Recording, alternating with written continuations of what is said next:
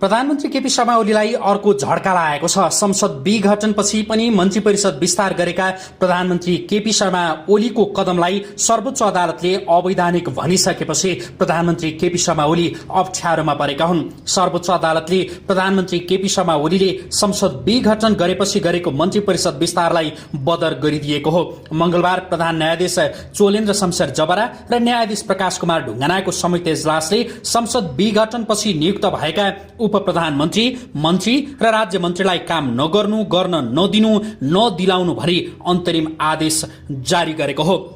सर्वोच्च अदालतले प्रतिनिधि सभा विघटनपछि प्रधानमन्त्री केपी शर्मा ओली स्वत पदमुक्त भएको भन्दै उनले मन्त्री परिषद विस्तार गर्न नपाउने उल्लेख गरेको छ। संविधानको धारा 77 को 3 को उपधारा 1 मा प्रधानमन्त्रीको पद रिक्त भएमा अर्को मन्त्री परिषद गठन नभएसम्म सोही मन्त्री परिषदले कार्य सञ्चालन गर्ने व्यवस्था उल्लेख भएको भन्दै सर्वोच्चले मन्त्री परिषद विस्तारको अधिकार प्रधानमन्त्रीमा नदेखिएको आदेश दिएको हो। सर्वोच्चले दिएको आदेशमा भनिएको छ, प्रतिनिधि सभा विघटन भएको विशेष परिस्थितिमा प्रधानमन्त्रीको अध्यक्षतामा जे जुन अवस्थाको मन्त्री परिषद छ त्यही मन्त्री परिषदले कार्य सञ्चालन गर्नेछ भनी स्पष्ट रूपमा किटानीका साथ उल्लेख भइरहेको परिप्रेक्ष्यमा तत्काल कायम रहेका प्रधानमन्त्रीले अन्य सामान्य अवस्थाको प्रधानमन्त्रीले जस्तो मन्त्री परिषद विस्तार गर्ने, थप गर्न सक्ने भनी संविधानको कुनै पनि धारामा उल्लेख नभएको र धारा 77(3) ले साबिकै मन्त्री परिषदले कार्य सञ्चालन गर्ने भनी किटान गरिएको अवस्थामा प्रथम दृष्टिमै मन्त्री परिषदको विस्तार गर्ने वा थप गर्ने अधिकार प्रधानमन्त्रीमा रहेको देखिँदैन। सर्वोच्च अदालतको यो आदेशसँगै मन्त्री परिषदबाट पद मुक्त हुनेहरूमा उप प्रधानमन्त्रीहरू रघुवीर महासेठ र राजेन्द्र महतो, त्यसैगरी मन्त्रीहरू खगराज अधिकारी, शरद सिंह भण्डारी, अनिल कुमार झा, शेरबहादुर तामाङ, राजकिशोर यादव, लक्ष्मणलाल कर्ण, नयनकला थापा, ज्वाला कुमारी शाह, विमल प्रसाद श्रीवास्तव, उमाशंकर अरगरिया, चन्दा चौधरी, एकवाल मिया, नारद मुनि राणा, गणेश कुमार पहाडी, मोहन बानिया, राज्य मन्त्रीहरू चन्द्रकान्त चौधरी, रेणुका गुरुङ र आशा कुमारी विक रहेका छन्।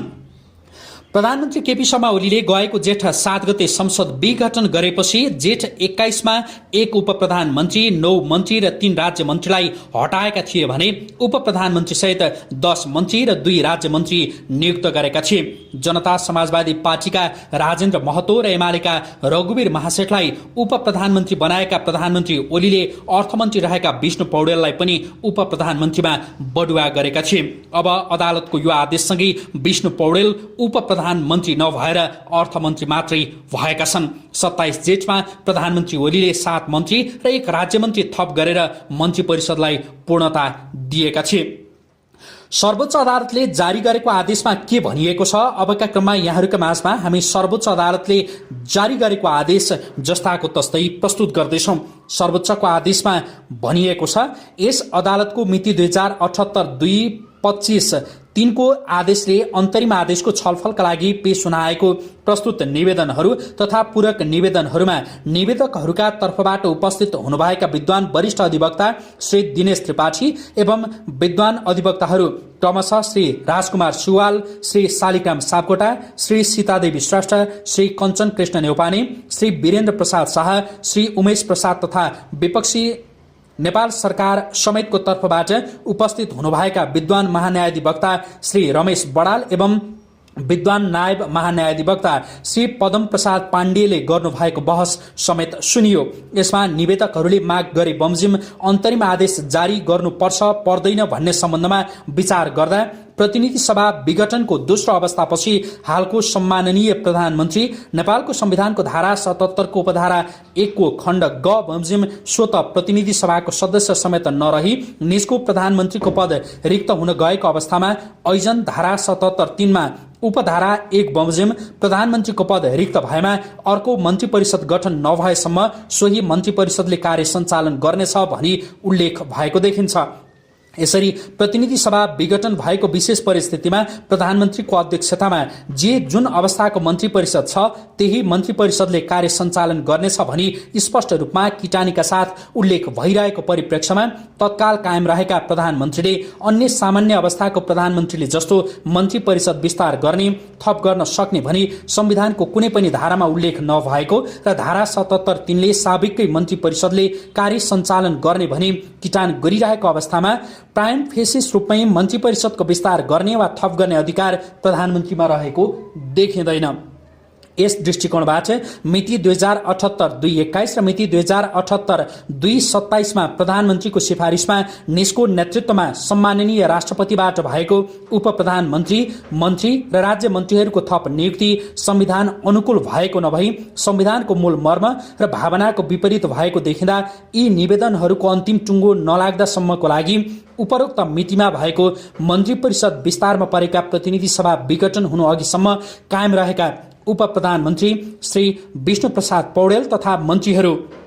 क्रमशः श्री कृष्णगोपाल श्रेष्ठ, श्री वसन्त कुमार नेवाङ एवं श्री लीलानाथ श्रेष्ठ बाहेकका अन्य बाँकी उप प्रधानमन्त्रीहरू श्री रघुवीर महासेठ तथा श्री राजेन्द्र महतो एवं मन्त्रीहरू श्री खगराज अधिकारी, श्री शरद सिंह भण्डारी, श्री अनिल कुमार झा, श्री शेरबहादुर तामाङ, श्री राजकिशोर यादव, श्री लक्ष्मणलाल कर्ण, श्री नयनकला थापा, श्री ज्वाला कुमारी शाह, श्री विमल प्रसाद श्रीवास्तव, श्री उमाशंकर अर्गरिया, श्री चन्दा चौधरी, श्री एकवाल मिया, श्री नारद मुनि राणा, श्री गणेश कुमार पहाडी, श्री मोहन बानिया तथा राज्य मन्त्रीहरू श्री चन्द्रकान्त चौधरी, श्री रेणुका गुरुङ तथा श्री आशा कुमारी विकलाई निजहरूलाई तोकिएको क्रमशः उप प्रधानमन्त्री, मन्त्री तथा राज्य मन्त्रीको पदको कार्य नगर्नु, गर्न नदिनु, नदिलाउनु भनी सर्वोच्च अदालत नियमावली 2074 को नियम 49 बमोजिम विपक्षीहरूको नाममा यो अन्तरिम आदेश जारी गरिदिएको छ। प्रस्तुत आदेशको जानकारी तत्काल विपक्षीहरूलाई दिई सबै निवेदनहरूलाई लगाउमा राखी नियम अनुसार पेश गर्नु। न्यायाधीश प्रधान न्यायाधीश यतिसम्म 2078 साल असार 8 गते रोज दिन शुभम। यसरी सर्वोच्च अदालतले मन्त्री परिषद विस्तारलाई अवैधानिक भनेपछि सत्तारूढ दल नेकपा एमाले यसलाई अप्रत्याशित भनेको छ। नेकपा एमाले सर्वोच्च अदालतको फैसला अप्रत्याशित भनेको हो। सत्तारूढ नेकपा एमालेका प्रवक्ता प्रदीप गेवालीले सर्वोच्च अदालतको आदेश अप्रत्याशित भएको बताएका हुन्। अदालतले मंगलबार 21 र 27 जेठमा भएको मन्त्री परिषद विस्तारलाई बदर गरिदिएपछि नेकपा एमालेको यस्तो धारणा सार्वजनिक भएको हो। यो आदेशले राष्ट्रिय राजनीति जटिल मोडतिर गएको नेकपा एमालेका प्रवक्ता प्रदीप गेवालीले बताएका छन्। उनले भनेका छन्, अदालतको आदेश अप्रत्याशित छ, यसले राष्ट्रिय राजनीतिलाई झनै जटिल मोडतिर धकेलेको छ। अदालतको आदेशबारे थप छलफल गरेर प्रतिक्रिया सार्वजनिक गर्ने प्रवक्ता गेवालीले सञ्चार माध्यमलाई जानकारी दिएका छन्। सर्वोच्च अदालतको यो आदेशसँगै अब मन्त्री परिषद 5 सदस्यीय मात्रै भएको छ। मंगलबार प्रधान न्यायाधीश चोलेन्द्र शमशेर जबरा र न्यायाधीश प्रकाश कुमार ढुङ्गानाको इजलासले नयाँ नियुक्त भएका 20 मन्त्री पद मुक्त हुने आदेश दिएसँगै अब मन्त्री परिषद 5 सदस्यीय मात्रै हुने भएको हो। अब मन्त्री परिषदमा प्रधानमन्त्री केपी शर्मा ओली, अर्थमन्त्री